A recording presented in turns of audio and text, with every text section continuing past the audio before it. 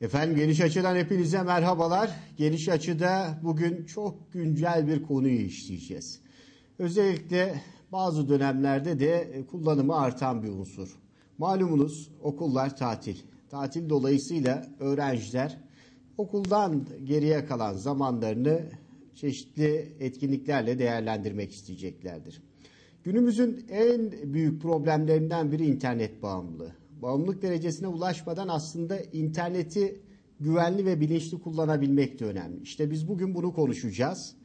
Milli Eğitim Müdürlüğü Bilgisayar Formatör Öğretmeni Sayın Mustafa Tokdemir'le. Sayın Tokdemir hoş geldiniz. Hoş bulduk Ömer Bey. Çok teşekkür ederim. Biz teşekkür ederiz. Herhalde özette yanılmadım. Özellikle Kesinlikle bu dönemlerde çok çocuklar güzel. daha fazla internete sarılıyorlar. Aileler de yaş grubu itibariyle çoğu internetle yeni tanışıyor. Onlar da pek fazla güvenli ve bilinçli internet kullanımı nedir bilmiyorlar. Kesinlikle. Bugün bu konuda bir uyarıda bulunalım. Evet. Hem internet nedir onu konuşalım. Hem bu konuda nelere dikkat edebilirler. Nasıl çocuklarına rehber olabilirler. Bunları sizinle irdeleyelim paylaşalım isterseniz. beraber. Peki internet nedir? İnternet Oradan başlayalım işin nedir? alfabesi. İnternet dünyadaki bilgisayar ağlarının birbirine bağlı olduğu işte interconnection network kelimelerinden birleşmiş bir kelime. Literatürde böyle geçiyor. Çok büyük bir ağdan bahsediyoruz. Çok büyük bir ağ. Yani daha televizyondaki bilgisayarlar bu ağa giriyor. Milli Eğitim Müdürlüğü'ndeki bilgisayarlar, bizim kullanmış olduğumuz laptoplar, bunların hepsinin bağlı olduğu bir ağdan bahsediyoruz. Çok büyük bir ağ. Bu ağda işte bilgi sağlamaya yarayan bir ağ, kaynak paylaşımının olduğu bir ağ, hizmet sağlandığı bir ağ, e-posta alıp verilen bir ağ, alışveriş yaptığımız bir ağ. Yani çok büyük bir ağ. Her yerde kullandığımız bir sistemden bahsediyoruz. Çok büyük bir sistem. Bundan dolayı da artıları eksileri çok fazla olan bir sistem. İnternet çok geniş bir ağ ve çok hızlı bir ağ. Sürekli büyüyen bir ağ. Örneğin bir dakikada internette neler oluyor? Evet. 170 milyon e-posta gönderiliyor. Bir dakika içerisinde bir mail atayım dediniz, yalnız değilsiniz. 170 milyon e-posta bir dakika içerisinde gidiyor. Arama motorlarında 700 bin arama yapılıyor. Bir dakika içerisinde. 700 bin arama. Yani dediniz ki internetle ilgili bir konu arayayım ve bunu işte televizyonda yayınlayayım dediniz. Enter'a bastığınız an yalnız değilsiniz. 700 bin arama o anda yapılıyor. Facebook'ta 700 bin durum güncellemesi yapılıyor. Yani bir dakika içerisinde 700 bin kişi durumunu güncelliyor. 11 milyon kişi chat yapıyor. Bir dakika içerisinde. Yani Denizli'nin 10 katı büyüklükte bir nüfus chat yapıyor şu anda. YouTube'da 600'den fazla video paylaşılıyor. İzleniliyor demiyorum, paylaşılıyor. Sürekli. Yani ben YouTube'da izlemediğim video kalmadı deme şansımız yok. Çünkü dakikada 600 tane yeni video geliyor. Burası sıkıntılı bir nokta. 2 milyon kullanıcı online porno izliyor. En kritik olduğumuz ve üzerinde en çok düşünmemiz gereken noktalardan bir tanesi herhalde bu. 2 milyon kullanıcı online porno izliyor. En kötü tarafı da böyle bir riskin herkese açık olması değil mi? Aynen öyle. Yani burada yaş sınırı yok. Çocuk girebilir, büyük girebilir, doktor girebilir, hemşire girebilir, avukat girebilir. Herkes olabilir. Ulaşabiliyor. Herkese açık. Ulaşım çok kolay. Bir maliyeti yok. Her yerden ulaşabiliyor. Böyle bir sakıncası var. Bunları bir yatıracağız masaya artık. Tüm bunların yanında malumunuz iletişim çağındayız. Tabii internet iletişimin en önemli unsurlarından bir tanesi. İnternetsiz bir hayatı düşünmek herhalde şu an toplumun hayat damarlarından bir tanesini Kesinlikle kesmek gibi bir unsur. Bu mümkün değil. İnternetin getirilerini vurgulayacak olursak o konuda neler söyleyeceksiniz? İnternet bir kere dünyamızı değiştirdi. Kesinlikle değiştirdi. Gittiğiniz her yerde internet olmak zorunda. Örneğin biz Milli Eğitim Müdürlüğü'nde internet üzerinden yazışmalarımızı yapıyoruz. İnternet olmadı mı yazışmalar diyor. Bir bankaya gidiyorsunuz, internet yoksa sistem yok diyor. Veya bir vergi dairesine gidip borcunuzu ödemek istiyorsunuz, internet yoksa sistem yok diyor. İnternet olmadan artık günümüzde bazı şeyler yürümüyor. Çark dönmüyor. Çarkın en önemli dişlisi olmuş durumda. İnternet artık dünyamızı değiştirdi. Bunda hemfikiriz. Bugünlerde örneğin motor taşıtlar vergisi vardı. Sanırım hiç kimse vergi dairesine gidip bu borcunu ödemedi. Ne yaptı? İnternet üzerinden bu ödemesini gerçekleştirdi. Bu borcunu gerçekleştirdi. Ailemizin yeni de bir üyesi olmuş durumda. Bununla ilgili bir videomuz var aslında. İzleyebilir miyiz? Tabii ki. Videonun ismini söylerseniz. Bir nolu videomuz. Onu bir izleyelim bakalım. Bir nolu videoyu. Ne var Müsaitse. o videonun içinde? Nelerden bahsediyor? Ailemizin tamamen yeni bir üyesi olmuş durumda. Evet. Ailenin yeni üyesi internetle ilgili olan videoyu izleyebilirsek eğer ne derece aile hayatında etkili olduğunu göreceğiz. Evet. Evet. Buyurun devam edin siz arkadaşlar videoyu hazırlarken. Ailemizin yeni bir üyesi oldu. Artık gittiğimiz aile ortamlarında da bu şekilde. Bakıyorsunuz herkesin elinde bir cep telefonu. O sohbetleri de biraz azalttı. Ailenin üyesi oldu, artık o üyelikten de en önemli noktaya yerleşti. Yani evin içerisindeki en güzel yer sanırım internetin oluyor. Hayatımızın vazgeçilmez bir parçası dedik. Bir tıkla dünya ayaklarımızın altında artık. Yani aramak istediğimiz bir şeyi anında Google'a yazıp veya herhangi bir arama motoruna yazıp çok hızlı bir şekilde ulaşabiliyoruz. Eskiden öğretmenlerimiz, meslektaşlarımız ödevler verirdi. Ne yapardık? İşte kütüphanelere giderdik. Araştırırdık 1 hafta, 10 gün. O araştırmalarımızı artık 10 dakika içerisinde, 20 dakika içerisinde internetten yapma şansımız var. Ve hiçbir zahmet de harcamadan oturduğumuz yerden hızlı bir şekilde araştırmamızı yapabiliyoruz. Eşsiz bir kütüphane olmuş durumda. Bilinçli kullanıldığı takdirde de hayatı oldukça verimli kılan bir araç internetimiz. Şimdi bilgiye en hızlı, en çabuk ulaşmanın yolu internet. Ancak tabii ulaştığınız bilginin güvenilirliği, doğruluğundan da emin olamıyorsunuz. Evet, onlara da. Bu farklı bir risk. Hatta bunun yanı sıra bu bilgilerle vatandaş yanıltılabiliyor, internet kullanıcısı da yanıltılabiliyor. Bazı uyanıklar bu ortamı kendilerine çıkar sağlamak için kullanabiliyor. Bunun gibi birçok riski de beraberinde getiriyor. Evet. Onun için daha dikkatli olmak gerekiyor. Çok doğru söylüyorsunuz. İnternetin riskleri çok güzel avantajlarının yanında maalesef ağır riskleri de var. Bu riskler için ne yapmak lazım? Bu riskler için uyanık olmak lazım. Bilinçli olmak lazım. Bilgili olmak lazım. Yanlış veya zararlı bilgiye erişim her an olabiliyor internette. En büyük risklerden bir tanesi. Onun için ne yapacağız? Onun için internetten bulmuş olduğumuz bilgileri mutlaka en az 3 kaynaktan daha teyit etmemiz lazım. Mutlaka teyit etmemiz lazım. Çünkü karşımıza çıkan her bilgi doğrudur diyemiyoruz internette maalesef. Bir kitap gibi değil. İnternet ortamında o bilgiler yanlış da olabiliyor, değiştirilebiliyor. Özellikle çarpıtılan bilgilerle de karşılaşabiliyoruz. Onun için mutlaka en az 3 kaynaktan karşılaştırmamız lazım. Teyit etmemiz lazım. Şüpheci davranmak lazım. Yani internette bir bilgi karşınıza geldi veya okuduğunuz bir bilgi, acaba demek lazım. Her zaman bir soru işareti olması lazım. İnternette biz genelde surf yapıyoruz. Surf yerine aslında dibe de dalmak lazım. Yani derinlemesine araştırma da yapmamız lazım. Bir konuyu araştırırken üstünkörü geçmemek lazım. Onu en derinlemesine incelemek de lazım. Surf yapmak şöyle bir göz atmak mı oluyor? Gibi. Evet. O konudan konuya atlamak gibi oluyor. Bilginin kaynağına mutlaka bakmak lazım. Yani nereden alınmış bu bilgi? Kaynak gösteriliyor mu? Hakkımızdaki iletişim köşelerine de mutlaka bakmak lazım. Bunlar riskleri en aza düşürecektir diye düşünüyorum. Evet, internetin riskleri arasında siber zorbalık var. Günümüzde en fazla öğrenciler tarafından kullanılan yöntemlerden bir tanesi siber zorbalık. Yani sanal dünyada birilerine hakaret etmek, küfür etmek, tehdit etmek, taciz etmek gibi olaylara da biz siber zorbalık diyoruz. Gençleri bu konuda bilinçlendirmemiz lazım. Yani gerçek hayatta karşındaki kişiye herhangi bir hakaret edemiyorsan, taciz edemiyorsan sanal ortamda da bunu yapmaması gerektiğini bizim onlara anlatmamız lazım.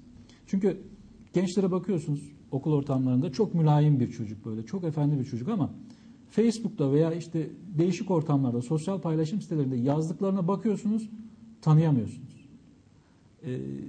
Onun için bu gençleri bu konuda da bilinçlendirmemiz lazım. Yani gerçek hayatta nasıl karşındaki kişiye kötü bir muamelede bulunamıyorsan, sanal ortamda da bunun yapılmaması gerektiğini, bunun suç olduğunu bilmesi gerekir. Yani ne olacak işte orada yazıyorum, kalıyor diye o küfür düşünmemek etti, ben de lazım, ettim deniyor. Ama gerçek hayatta küfür ediyorsunuz, havaya gidiyor belki ama sanal ortamda bunların hepsinin kayıtları tutuluyor. Elektronik imzanızı atmış oluyorsunuz. Evet, Nereden kesinlikle. Kimin bu bilgiyi girdiğine dair istenildiğinde ulaşılabiliyor. Kesinlikle. İnternette şunu bilmek gerekir. İnternette hiçbir bilgi silinmiyor. Her türlü bilgi kaydediliyor. Örneğin DEHA Televizyonu'nun 5 sene önceki web sayfasına ulaşabiliyorsunuz. Veya Denizli İl Milli Eğitim Müdürlüğü'nün 5 sene önceki halini görebiliyorsunuz şu anda internetten anında. Onun için gençlerin veya kullanıcıların bunu bilerek gerçek hayatta nasıl davranıyorlarsa internet ortamında da böyle davranmaları gerektiğini bilmeleri gerekiyor. Evet. Her yaş grubunun interneti kullanıyor olması, kullanabilmesi, özellikle de küçük yaş gruplarının savunmasız ve suistimali açık olması sanırım bu riskler açısından onların En büyük risklerimizden evet, bir tanesi. daha çok onlar etkileniyor. Daha çok onlar etkileniyor bu konuda. Onlarla ilgili de videomuz var. Eğer videonun numarasını söylerseniz o videoyu bir Tabii ki. izleyelim bakalım. Çocuklar internet karşısında ne tür tehlikelere maruz kalabiliyorlar? 2 numaralı videomuz var. Davetsiz Nasıl misafirler etkiliyorlar? için açabiliyorsak eğer. Evet.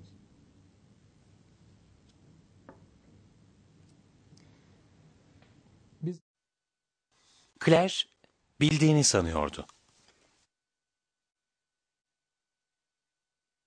Çocuk istismarı ve İnternet Koruma Merkezi tarafından hazırlanan bir eğitim girişimi.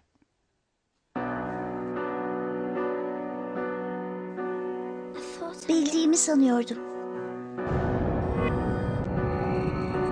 Kim olduğunu bildiğimi sanıyordum. Beni hayal kırıklığına uğrattı. Elinden kaçamadım.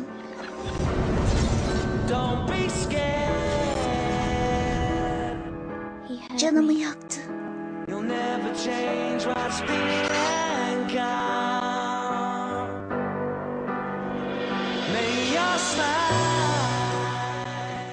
Kontrolden çıkmıştı. Onu durduramadım.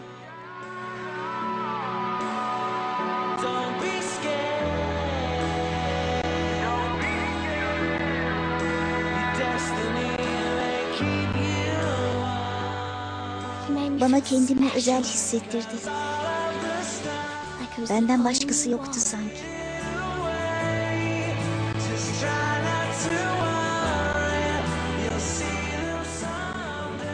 Birlikte olmak istediği tek kişi bendim. Konuşmak istediği tek kişi bendim. Görmek istediği tek kişi de. Benim için üstünü çıkar. Yani gerçekten görmek istediği kişi. Her şey o zaman başladı. Sonra da kontrolden çıktı. Başımın derde girdiğini hissediyordum. Ama kurtulmanın bir yolu vardı. Birine söylemek daha iyi. Benden soyunmamı istedi. Bunu engelleyebilecek birine.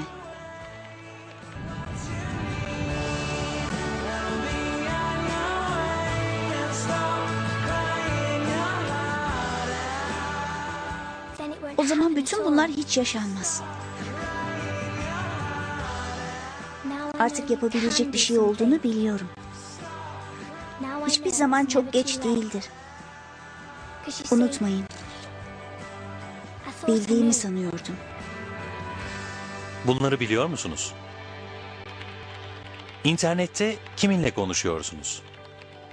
Nasıl kontrolde kalırsınız? Bir sorunu nasıl ihbar edersiniz?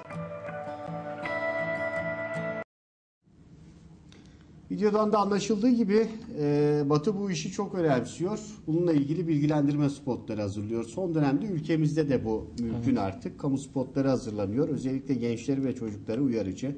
Ebeveynleri de öyle. Bu çok çok önemli. İzlediğimiz videoda ne tür tehlikelere maruz kalabileceğini anlatıyor. Bir genç kızımızın internetten tanıştığı, sanal ortamdan tanıştığı birisiyle buluşması ve ondan sonraki oluşan olumsuz sonuçları izledik hep beraber. Bu konuda Batı dediğiniz gibi bizden biraz önde. Aslında bunun yıllar önce yapılması gereken, bu kamu spotlarının daha önce yapılması gereken bir çalışma olduğunu düşünüyorum. Biz ne yaptık? Biz interneti oluşturduk. Daha doğrusu interneti kullanmaya başladık. Ondan sonra direkt gençlerin kucağına bunu bıraktık. Bunun eğitimini vermedik maalesef. Burada bizde de hatalar vardı belki de. Biz de bilmiyorduk olayı. Gençler bu konuda daha hızlı öğrendikleri için daha çabuk dağıldılar işin içerisine ve bazen olumsuz sonuçları da oluştu. Bununla ilgili keşke daha önceden bu bilgilendirmeleri yapmış olsaydık. Evet. diyorum. Bu arada tabii sakıncalarını da fark ettik interneti kullandıkça. Sadece faydalarının olmadığını gördük. O nedenle de gerek Emniyet Müdürlüğü gerek Milli Eğitim Müdürlüğü bu konuyu oldukça önemsedi. Evet. Ben yakından takip ediyorum. Çeşitli projeler ürettiler. Öğrencilere zaman zaman da anne babalara ulaşarak bu konuda bilgilendiriyorsunuz. Bizler de bu bilgilendirmelerin içerisinde bulunduk. Özellikle Milli Eğitim Müdürlüğü olarak ilimizde bulunan tüm öğretmenlere bu eğitimi vermeye çalıştık. Verdik de. Bunların dışında neler var? İnternet ortamının riskleri arasında sanal dolandırıcılık dediğimiz hepimizin başına gelebilecek durumlar mevcut. Neler oluyor mesela? Ulusal basından da izliyoruz. Örnek diyecek olursak Örneğin biz haberlerden takip ediyoruz. Sürekli dinlediğimiz, duyduğumuz işte emniyetten arıyoruz. Olayı mevcut. Biz emniyetten arıyoruz dediğimiz an veya savcıyız denildiği an vatandaş biraz çekinerekten sanırım veya o anki psikolojilerini çok iyi girerekten etkileyip onları dolandırabiliyorlar. Onun için vatandaşlarımızın da uyanık olması lazım. Satın almadığınız bir ürünü almışsınız gibi sizi müşteri pozisyonuna sokup orada borçlandırıp hesaba para yatırmanızı isteyebiliyorlar. O olabiliyor. Yani internetten sipariş veriyorsunuz, bir internet alışverişi yapıyorsunuz. Alışveriş yaptığınız sitelere mutlaka güvenilir mi diye incelemeniz lazım. Şikayet sitelerine girip bakmanız lazım. Acaba bu site güvenilir mi diye. Sadece fiyat olmamalı. Yani fiyat çok uygun denilip de o siteden hemen alışveriş yapılmamalı. Sonuçlarını görüyorsunuz. Neden? Bazen. Çünkü bütün mesela sanal alemde alışveriş yaptığınız için özellikle kredi kartı bilgilerinizi, bankayla ilgili bilgilerinizi karşı tarafa teslim ediyorsunuz. Karşı taraf isterse bunu suistimal edebilir. Her zaman suistimale açık. Bu Artı açıdan. size almış olduğunuz atıyorum bir cep telefonu yerine başka bir ürün gönderebilir. Onun için internet üzerinden alışveriş yaparken sitenin geçmişine mutlaka bakmakta fayda var. Ürünü sipariş verdiniz. Ürün geldikten sonra kargodan teslim aşamasında da mutlaka ürünü kargocunun yanında, kargo firmasının yanında incelemenizde fayda var. Aksi takdirde cep telefonu diye alıp imza attığınızda kargo çalışan arkadaşın vermiş olduğu tutanağı cep telefonunu teslim almış oluyorsunuz. Yani bu İçinden ne çıkarsa. İçinden ne belki çıkarsa, oyuncak cep telefonu belki de, çıkacak. Bilemezsiniz. Bazı haberlerde izledik. Salatalık gönderenler çıktı. Onun için gelen ürünü mutlaka incelememiz lazım. Sanal dolandırıcılıkta yani bu kişiler bu işin doktorasını yapmış durumda. Çok iyi kullanıyorlar. Yani sanal ortamı çok iyi kullanıyorlar. İlerleyen süreçlerde daha fazla olaylar da olabilir. Onun için vatandaşların uyanık olması lazım. Dediğiniz gibi kredi kartı bilgilerini güvenmedikleri sitelere girmemelerinde fayda var. Artı alışveriş yaparken mutlaka sanal kart dediğimiz kartları kullanmalarında fayda var. Sanal kartları da oluşturmak veya kullanmak çok zor bir iş değil. Ama toplumumuzda kullanılma oranı sanırım %1 ya da %2. Bu oranın artması lazım. Sanal kart oluşturmak çok basit. Arıyorsunuz bankanızı, müşteri hizmetleri size tanımlayabiliyor. Veya internet şubesini kullanıyorsanız internet şubesinden tanımlayabiliyorsunuz. Sanal kartın avantajları tarih belirleyebiliyorsunuz. Şu tarihler arasında kullanmak istiyorum diyebiliyorsunuz. Limit belirleyebiliyorsunuz. Kitap almak istiyorsunuz örneğin. 10 bin liralık kredi kartını risk etmenin bir anlamı yok. 100 liralık size bir sanal kart tanımlandığında bu sizin işinizi görecektir. Risk ettiğiniz rakam da 100 lira olacaktır. Sanal dolandırıcılığa dikkat etmek lazım. Bunlarla ilgili örnekleri de birazdan paylaşacağım. Kişisel bilgilerin paylaşımı da önemli. Bununla ilgili de bir videomuz var ama 3 numaralı videomuz resim ve bilgi paylaşımı, kişisel bilgilerin paylaşımı bizim için önemli. O video hazır mı arkadaşlar? 3 numaralı video. Bir izleyelim bakalım ne varmış videoda, ne tür mesajlar var onu bir görelim.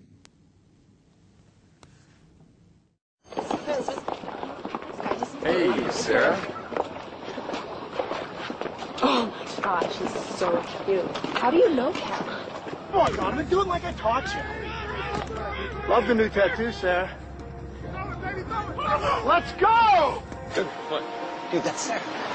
The girl in the pink shirt. That's the girl I was telling you about. Oh, that's Sarah? Theater 2 on your left. Hey, Sarah. What color underwear today?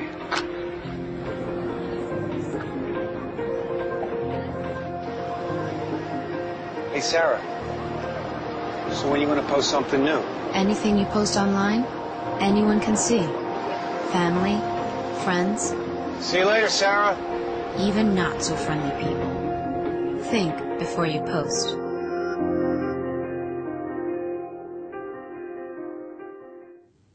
Evet, bilgilerinizi paylaşmadan önce düşünün diyor. Bu önemli. Evet, maalesef Facebook gibi sosyal paylaşım sitelerinde her şeyi paylaşıyoruz. Yani olmaması gerekenleri de paylaşıyoruz, olması gerekenleri de paylaşıyoruz. Bunların daha sonra bize zararlar olarak geri dönebileceğini unutmamak lazım. Bununla ilgili bir örnek vereyim. Bir arkadaşım aradı beni, düğüne gidememiştim. Ya dedi düğün fotoğraflarının hepsini dedi ben Facebook'ta paylaştım, oradan bakabilirsin dedi. Olur dedim. İnternete girdim, Facebook'tan işte taradım, buldum. Çok güzel, bütün resimlerini paylaşmış. Ama bunu herkesle paylaşmış. Yani internete siz de girseniz, başka Herkese biri de açık girse, konu. herkese açık. Bunu suistimal edenlere karşı da açık. Bunların ayarlarının çok iyi yapılması lazım. Yani kişisel bilgilerinizi herkesle paylaşmak yerine sadece arkadaşlarınızla paylaşmanız lazım. Mesela- Bu ayarların iyi yapılması lazım. Mesela yüksek çözünürlüklü fotoğraflarını paylaşıyorlar. Zaman zaman vesikalık fotoğraflarını paylaşıyor. İsteseler bunun aynısını alıp çoğaltıp herhangi bir evrak üzerinde kullanabilirler. değil mi? Kesinlikle. Buna dikkat etmek lazım. Sayfaların, profesyonel sitelerin bile taklidini yapıp insanları bu konuda aldatabiliyorlar. Bankanın sitesiymiş gibi girip bilgileri Evet. oraya veriyorsunuz ve sonra yanıldığınızı fark ediyorsunuz. Hatta sevgili arkadaşım inşallah biz dinliyordur. Buraya bütün resimlerini atmış. Yani işte takım merasiminde neler takıldı. Evde kına yapılmış, onları atmış. Ev nerede? Çok bariz bir şekilde belli. Yani soyguncu arkadaşlara direkt kapıyı göstermiş. Adres göstermiş. Adres yani. göstermiş. Evdeki malzemelerin de envanterini çıkartmış. Yani bende şunlar var diye. Hepsini de Facebook'ta paylaşmış. Evet. Bunlar çok tehlikeli paylaşımlar. Düşünün ki ertesi gün balayında Antalya'dayım diye Evet. bir paylaşımda bulundu. Evet. Değil mi? Takip eden art niyetli birisi. Yani bununla ilgili bir örnek anlatayım. Facebook'ta bahsettiğiniz gibi bir arkadaşımız adresini paylaşıyor. Zaten bunu hep paylaşıyorlar. Konum belirtiyor. Evde diyor. Daha sonra şurada alışverişte diyor. Bodrum'da tatilde diyor. Facebook'tan takip edenler bu dolandırıcı arkadaşlar. Atıyorum Ahmet Bey olsun adı. Ahmet Bey'in profilini takip ediyor. Ev adresi de belli. Kendisi Bodrum'a tatile gittiğinde evine gidiyor. Evine gidiyor. Ve evindeki tüm eşyaları indirmeye başlıyorlar. Komşuları görüyor. Diyor ki hayırdır ya ne oluyor? Ya işte Ahmet Bey diyor tatile gitti Bodrum'da kendisi. Biz de eşyalarını istedi onları götürüyoruz diyor. O zaman biz de yardım edelim deyip komşular da eşyaları indirip dolandırıcılara yardım etmeye başlıyorlar.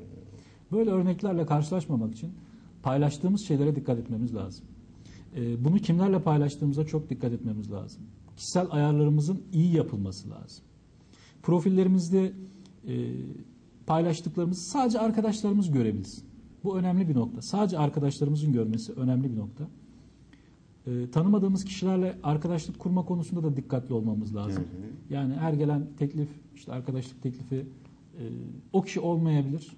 Onun teyit de edilmesi lazım. Yani sen misin şeklinde bunun teyit de edilmesi lazım. Öyle sahte profillerle kendilerini profiller, evet, etrafa maalesef. tanıtıyorlarsa, herhangi bir gerçekçi fotoğraf, gerçekçi bilgi bulunmuyorsa sayfasında bunlara özellikle dikkat etmek gerekiyor. Bir de galiba özellikle sosyal medyada bazı hesaplar çok meraklı oluyor. Çok meraklıysa da vatandaşın orada bir soru işareti açması gerekiyor. Kesinlikle.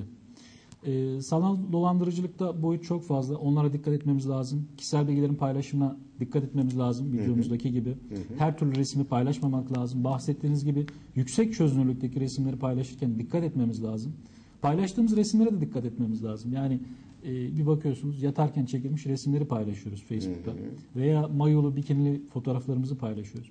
Bunların daha sonra değişik problemlerle karşımıza çıkabileceğini biliyor olmamız lazım. Kimler tarafından hangi amaçlarla kullanılabileceğini tahmin etmek gerekiyor. Kesinlikle. Ve bu konuda daha dikkatli davranmak gerekiyor. Bu çok Kesinlikle. çok önemli.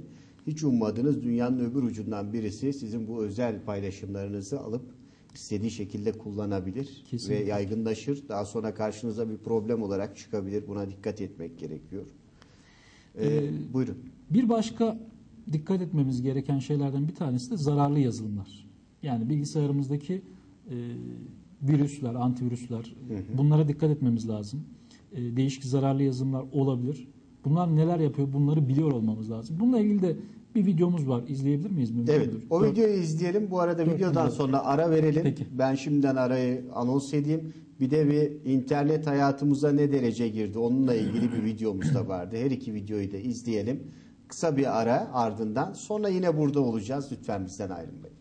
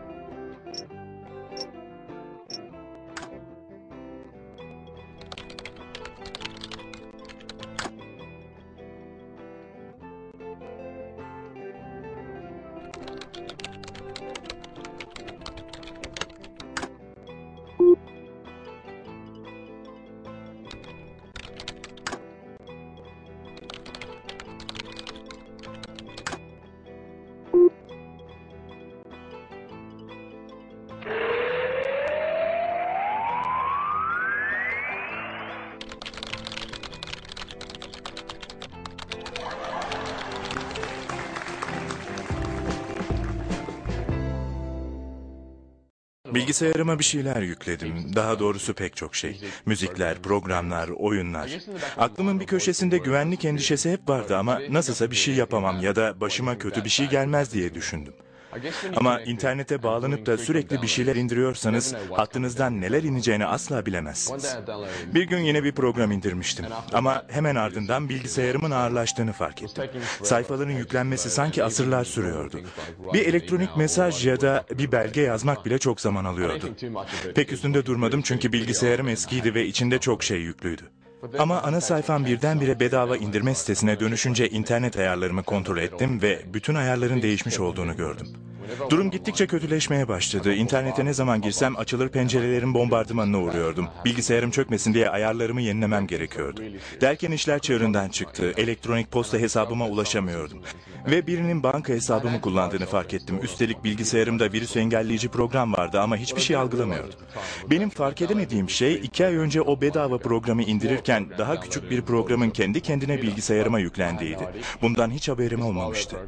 Bir casus program internetteki bütün faaliyetlerimi gözlemiş ve özel bir programda bütün tuş darbelerimi kaydetmişti. Kullanıcı kimliğim, şifrelerim, arkadaşlarıma yolladığım bütün elektronik mesajlar gibi. Sonra da topladığı bütün bu bilgileri bir yazılımcıya göndermişti.